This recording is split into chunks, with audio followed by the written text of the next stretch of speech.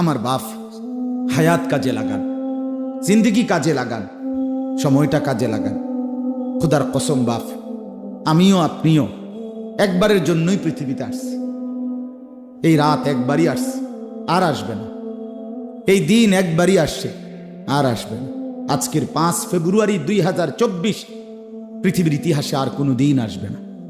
আসবে না। আগামী সোমবার হবে, কিন্তু সেটা 5 তারিখ না।